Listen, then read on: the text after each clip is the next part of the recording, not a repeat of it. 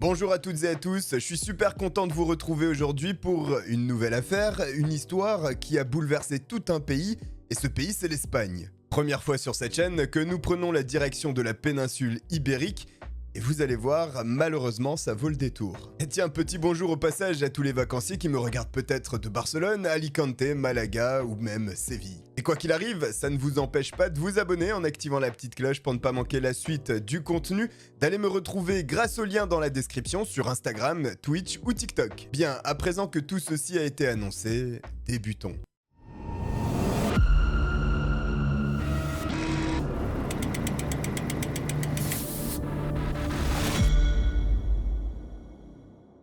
Pour notre affaire, nous devons remonter dans le temps au mercredi 27 janvier 1993 et prendre la direction de l'Espagne, le sud-est plus précisément. Car c'est là-bas que se trouve une petite ville assez isolée, celle de la Romana qui compte environ 2000 habitants. Et si je dis isolée, c'est parce que la petite cité se trouve au milieu de la campagne espagnole et qu'elle n'est reliée que par des petites routes sinueuses. Et cette situation géographique, Gabriel Aquino González ne l'échangerait pour rien au monde. C'est un agriculteur à la retraite qui approche des 70 ans, mais il continue de s'adonner à son passe-temps, l'apiculture. Et Gabriel conserve ses ruches non loin d'une propriété qui appartient au beau-père de l'un de ses enfants, José Sala. D'ailleurs, Gabriel et José s'entendent très bien. Il arrive donc fréquemment que les deux hommes se rendent ensemble à l'endroit où se trouvent les ruches. Et c'est une nouvelle fois ce qu'ils décident de faire ce mercredi 27 janvier à 10 h du matin. Les ruches, quant à elles, se trouvent à proximité d'une bâtisse abandonnée.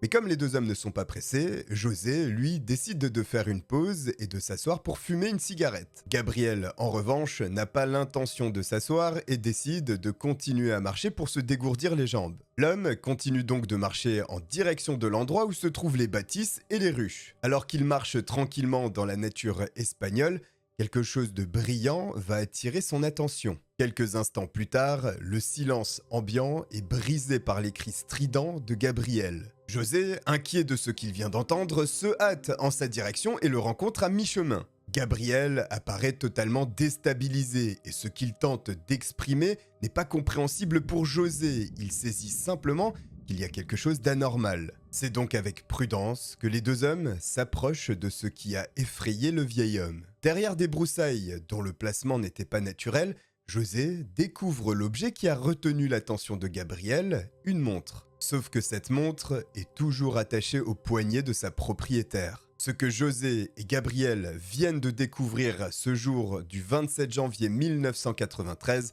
sont les prémices d'une affaire qui va bouleverser l'Espagne entière.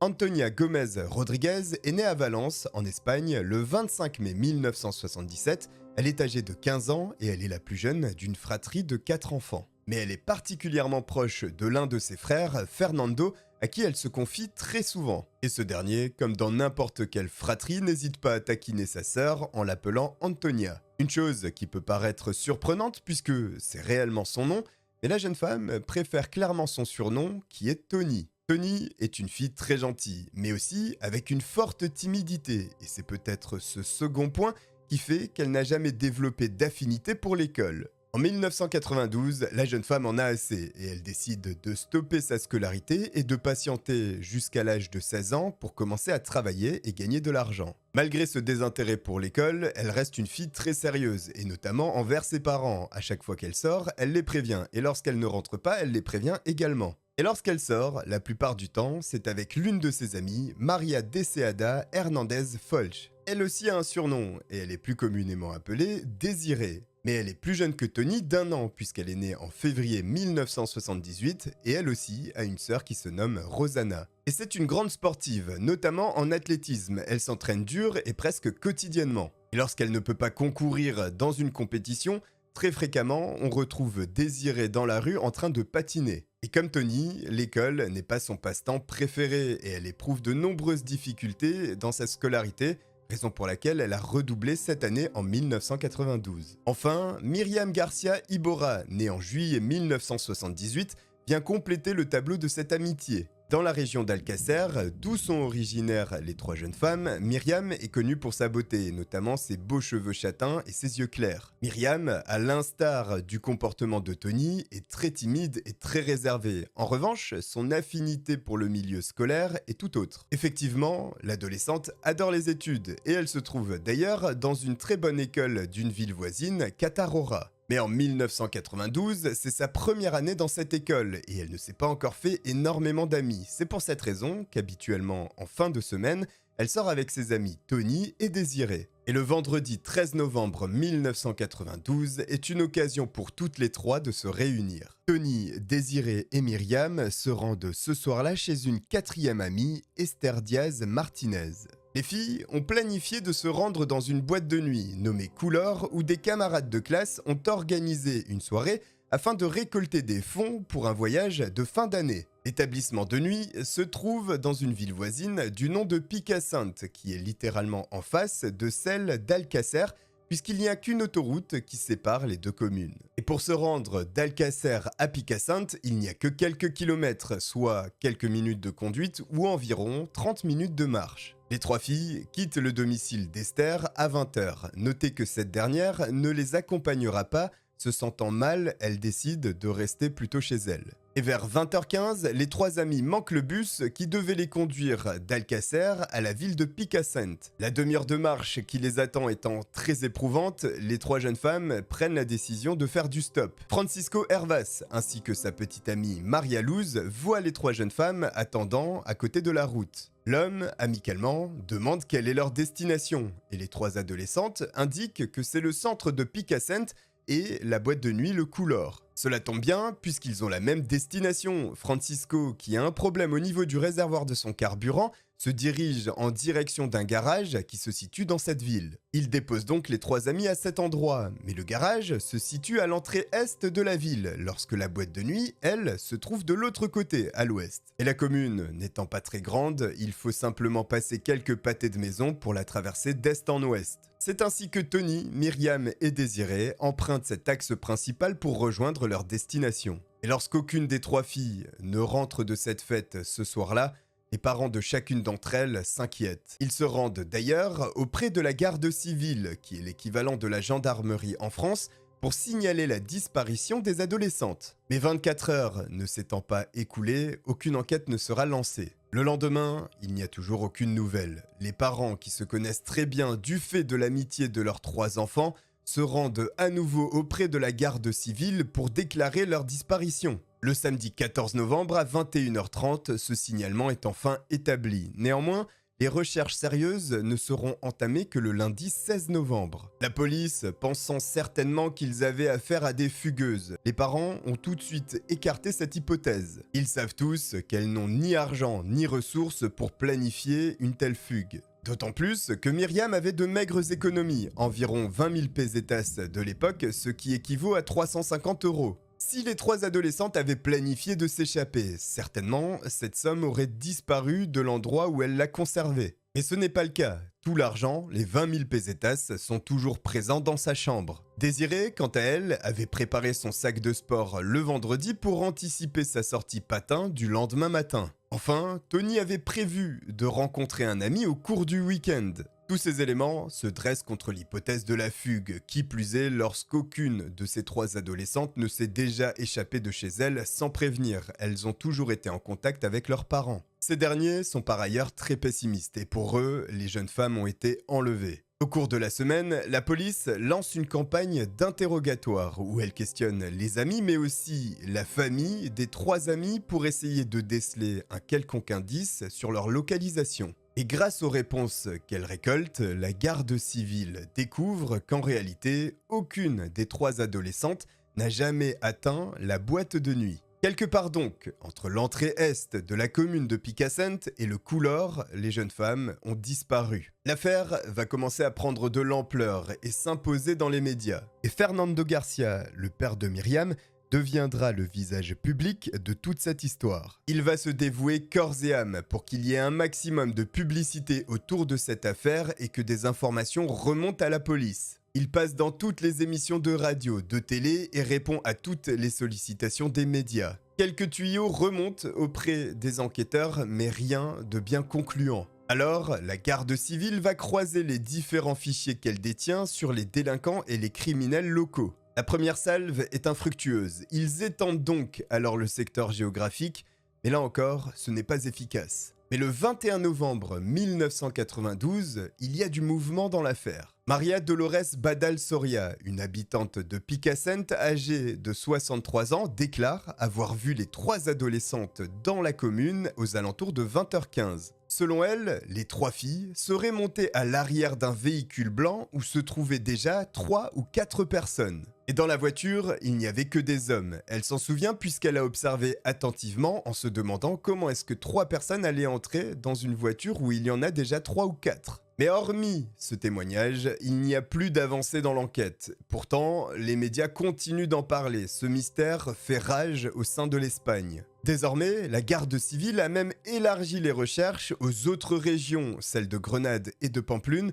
mais il n'y a toujours aucune trace des 3 adolescentes. En décembre 1992, le soufflet ne retombe pas. Au contraire, le ministre de l'Intérieur espagnol s'implique même personnellement. José Luis Corcuera fait de cette affaire l'une de ses priorités. Et cette fois-ci, les recherches sont une nouvelle fois étendues, mais aux pays voisins. L'Espagne veut retrouver ses 3 enfants et fait donc appel à Interpol et à la collaboration des pays frontaliers. En outre, 20 000 affiches avec les photos des 3 amis sont imprimées en français, en anglais, en italien, en allemand et en néerlandais. 20 000 supplémentaires en arabe et 1 million le seront dans la langue hispanique. Au total, au cours de cette affaire, 5 millions d'affiches seront imprimées et distribuées, ce qui est monumental. Et l'affaire continuera d'occuper le devant de la scène dans les médias espagnols au cours des semaines qui suivront. Cette histoire s'emballera totalement lorsque le 27 janvier 1993, Gabriel González et José Sala découvrent les corps des 3 filles 2 mois après leur disparition à près de 150 km non loin du village de la Romana.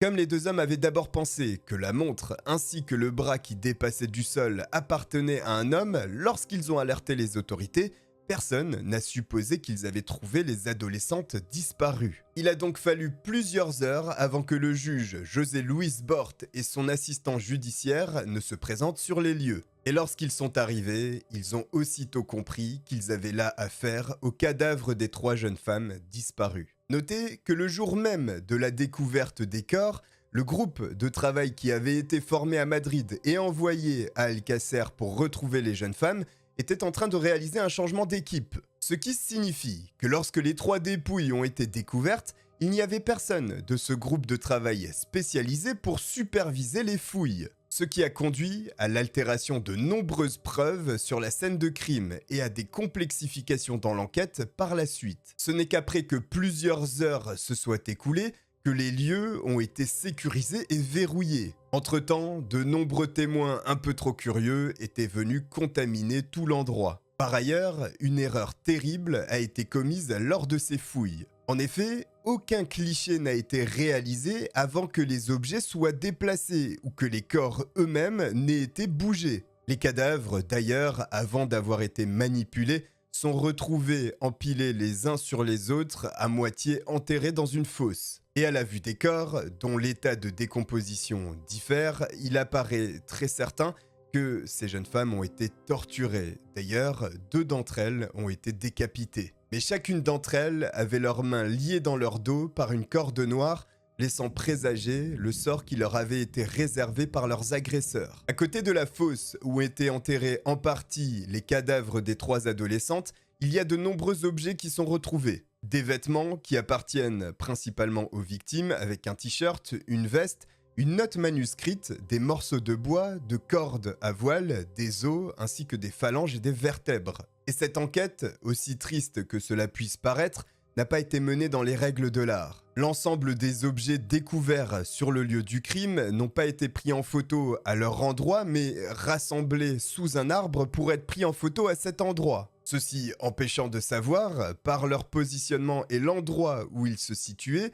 si l'un ou l'autre des objets était plus pertinent. De plus, certains indices qui, eux, ont été collectés ont été exposés à de l'humidité, ce qui a généré des champignons et des bactéries, et l'impossibilité de les utiliser par la suite comme des preuves. L'absence du groupe de travail ce jour-ci lors de la découverte des cadavres a été préjudiciable. Il y avait certainement un manque d'expérience, mais également un haut degré d'incompétence. Néanmoins, malgré tout ceci, il y a un élément clé qui est retrouvé sur ces lieux. Cet élément, c'est un dépliant d'un hôpital voisin qui se situe à Valence. Comme tous les autres objets, ce dépliant, on ne sait pas exactement où il s'est trouvé sur le lieu du crime. En revanche, il porte un nom. Enrique Angles, qui a été traité quelques mois auparavant dans cet hôpital pour une MST, la syphilis. Et voici que l'enquête semble enfin se débloquer, il y a un suspect. Le même jour que la découverte des 3 dépouilles, l'après-midi, la garde civile toque à la porte du domicile d'Enrique Angles à Catarroja. Les agents se présentent avec un mandat de perquisition et l'appartement est fouillé de fond en comble. Mais suite à quelques questions à Enrique ainsi qu'à sa famille,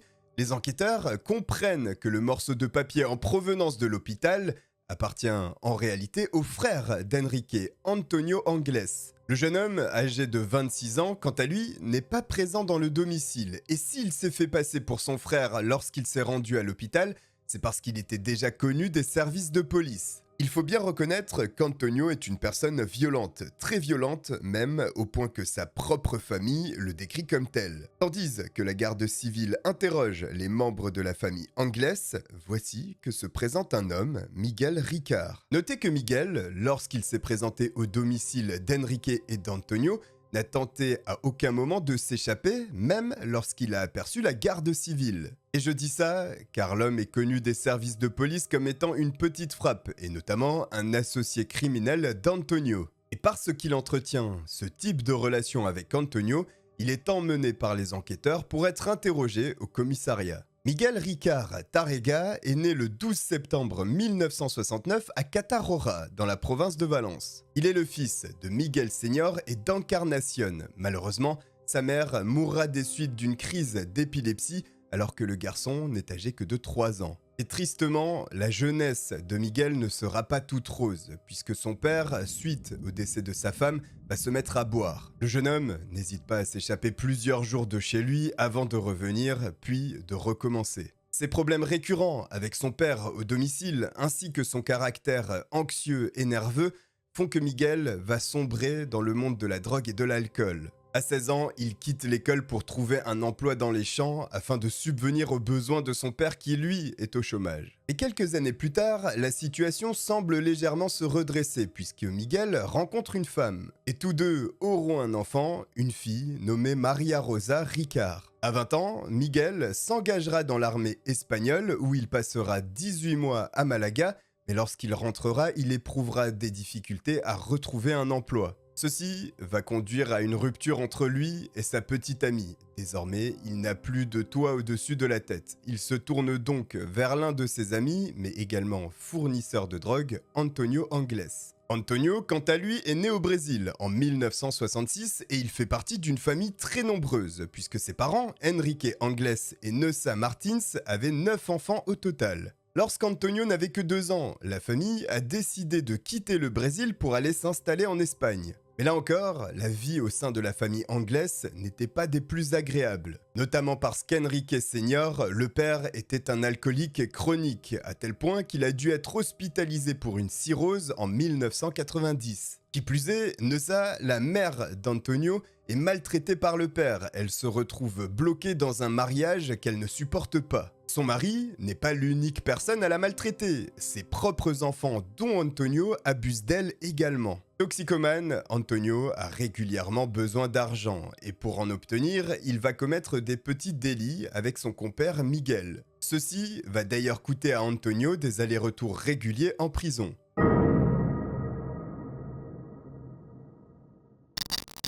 Au cours de sa première déclaration, aux alentours de minuit, le 28 janvier 1993, Miguel indique qu'il se trouvait en prison lorsque Tony, Désiré et Myriam ont disparu. Durant l'interrogatoire, il mentionne également sa voiture, qui est une Opel Corsa blanche et qui correspond, souvenez-vous, à la voiture qui avait été observée par la témoin Dolores. Dans un premier temps, Miguel indique qu'il n'a jamais prêté sa voiture à qui que ce soit, avant de, finalement, craquer sous la pression et d'indiquer qu'effectivement, il a déjà laissé Antonio la conduire. Et voici là un élément surprenant, puisque n'importe quelle personne connaissant Antonio Anglès sait pertinemment qu'il n'a pas le permis de conduire, et en outre qu'il ne sait pas du tout conduire un véhicule. Miguel continue sa déclaration en indiquant qu'il ne sait absolument pas où pourrait se trouver Antonio et qu'il ne l'avait pas contacté depuis plusieurs semaines, voire plusieurs mois. Mais en parallèle, il indique qu'effectivement, le jeune homme de 26 ans est enclin à des crises de violence et peut-être des problèmes mentaux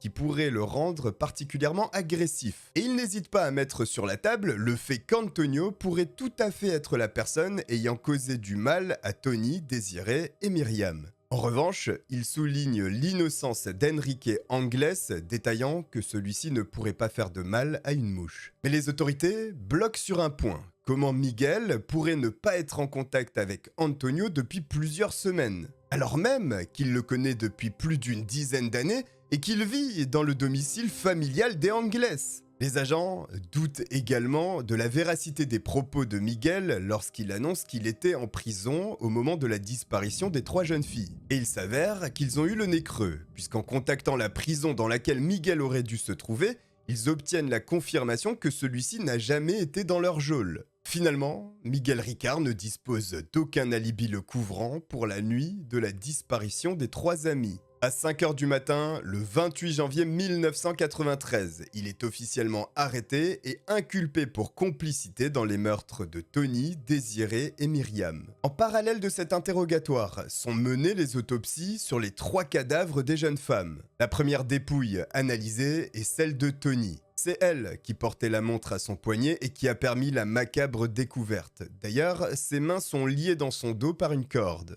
Le corps de l'adolescente est recouvert de traces indiquant un viol. Tony est l'une des filles dont la tête a été retrouvée séparée du corps. En revanche, la cause du décès est liée à un coup de feu au niveau du crâne. Mais il n'a pas pu être démontré si le détachement de la tête était lié à une décapitation ou au processus de décomposition du cadavre. Le deuxième corps analysé est celui de Désiré, et une nouvelle fois, la jeune femme est retrouvée les mains attachées dans le dos avec une corde noire. Là encore, l'analyse des organes de la jeune femme démontre qu'il y a de nombreux signes de viol. La tête de Désiré, elle aussi, est détachée du corps, mais à l'instar de Tony, il est impossible de prouver qu'il s'agit de la décapitation ou bien du processus de décomposition du cadavre. La cause du décès, quant à elle, est un peu plus compliquée, puisqu'effectivement, il y a également une blessure par balle au niveau de la tête. En revanche, il y a aussi de nombreuses traces de coups de couteau sur son corps. Les médecins légistes, finalement, pencheront pour un coup de feu mortel au niveau du crâne. A noter que sur la dépouille de Désiré, de nombreux signes de torture sont relevés par les médecins légistes. L'un de ses mamelons, notamment, aurait été arraché à l'aide de ce qui semble être une pince. La mort de cette dernière a donc été particulièrement brutale. Enfin, le troisième corps analysé est celui de Myriam, et elle aussi est retrouvée les mains attachées dans son dos.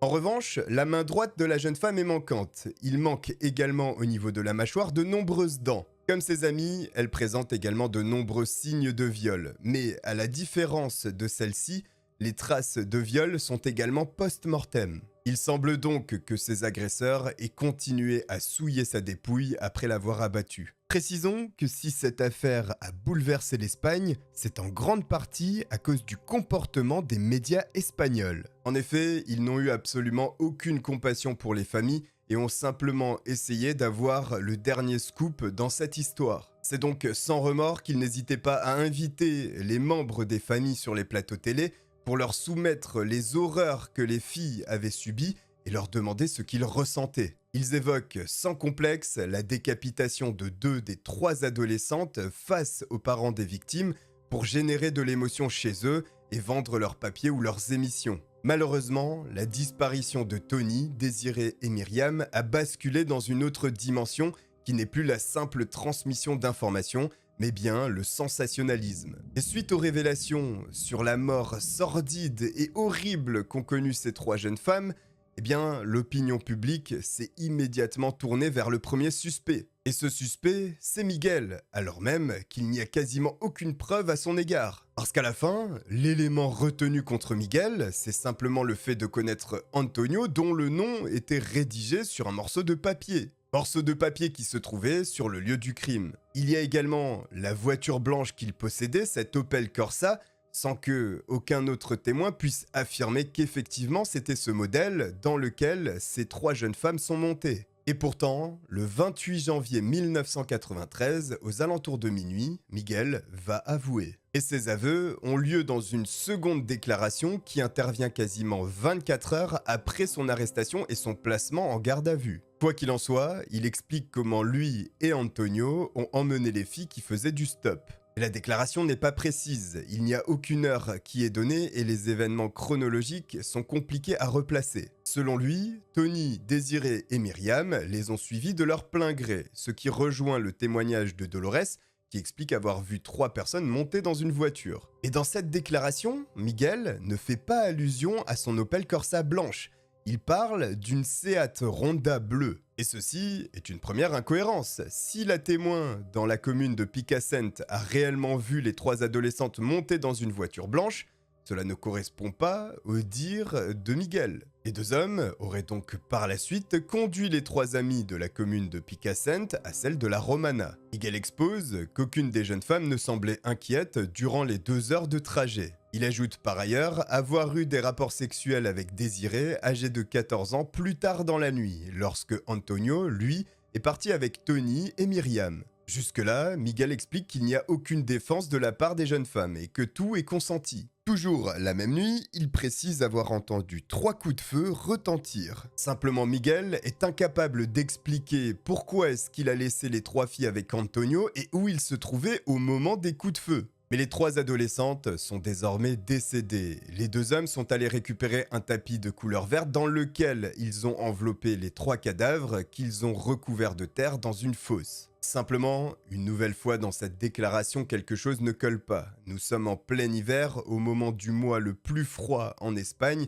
Comment ces hommes auraient alors creusé une fosse? Il aurait fallu un temps considérable pour ce faire, y compris pour une tombe peu profonde. À plusieurs reprises, et au gré de l'avancée de l'enquête, la version de Miguel va évoluer, comme si cette dernière devait coller aux nouvelles découvertes que les enquêteurs réalisaient au même moment. Et ceci pose question, notamment lorsque le suspect numéro 1 dans cette affaire explique que ses aveux ont été obtenus par la torture. Mais personne ne va écouter Miguel et la police va se concentrer sur Antonio Angles désormais. Il a, à de nombreuses reprises, été condamné, je vous l'ai dit. En revanche, ce que je ne vous ai pas évoqué, c'est sa dernière arrestation. Nuria Pera, une toxicomane notoire, mais également cliente d'Antonio, lui a dérobé un jour un sachet d'héroïne. Et ceci lui a coûté extrêmement cher. Antonio l'a capturé et l'a attaché à un pilier dans l'appartement où sa famille vivait. Par la suite, et pour se venger de ce vol, il l'a tabassé des heures durant.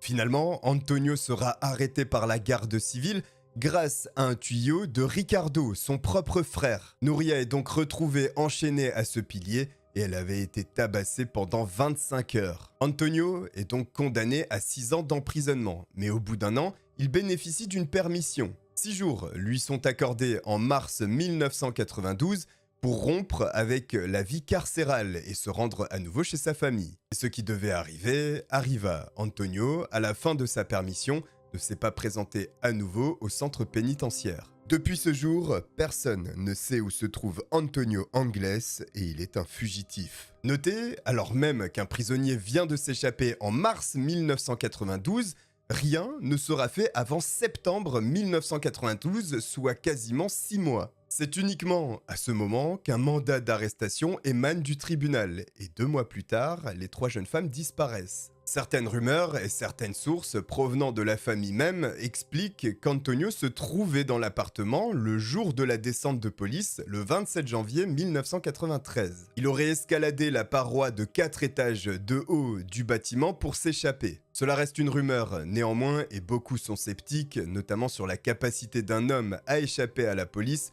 en devant descendre 4 étages à main nue. Et les surprises dans cette enquête ne sont pas terminées, et notamment au niveau des autopsies, puisque les familles vont demander à ce que les corps soient à nouveau examinés. En effet, au cours des premières analyses, celles-ci avaient été malmenées et de nombreuses preuves ont été éliminées. Quelque chose de hautement improbable s'était produit lors de la première autopsie, les corps ayant été nettoyés à l'eau, faisant disparaître alors toutes les preuves médico-légales. Une attitude surprenante de la part de médecins légistes, surtout lorsqu'on sait qu'au cours de la seconde analyse, des poils ont pu être trouvés. 15 poils plus précisément, tous en provenance du pubis. Et comme s'il n'y avait pas assez de mystère autour de cette histoire, les 2 vidéos des 2 séquences d'autopsie ont été effacées. Suite à ça, la déclaration de Miguel va à nouveau changer. Cette fois-ci, il explique que lui et Antonio sont allés chercher les filles aux alentours de 20h.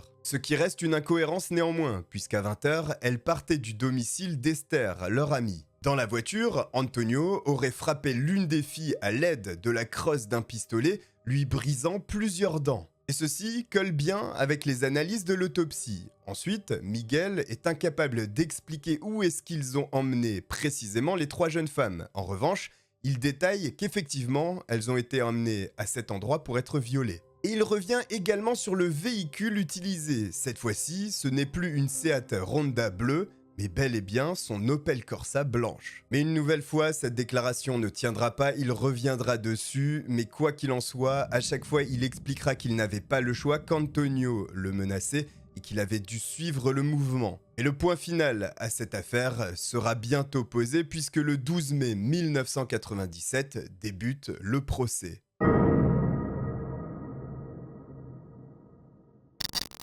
Évidemment, la défense et les avocats de Miguel vont mettre sur la table qu'il n'y a aucune preuve directe pour le relier à ces meurtres horribles. Les seuls éléments étant ce morceau de papier en provenance d'un hôpital qui s'est retrouvé sur les lieux du crime, peut-être avant, peut-être après ce crime, justement. Et le témoignage assez vague d'une femme âgée, 63 ans, qui aurait observé en pleine nuit un véhicule blanc. En outre, les poils recueillis lors de la deuxième séquence d'autopsie ont fait l'objet de tests ADN et à aucun moment ces tests ont matché avec les ADN de Miguel ou d'Antonio. Il y avait là les poils de 5 à 7 individus différents non identifiés. Il n'y a donc pas non plus de preuves médico-légales à l'encontre de Miguel ou d'Antonio. Et puis il y a une grande question aussi.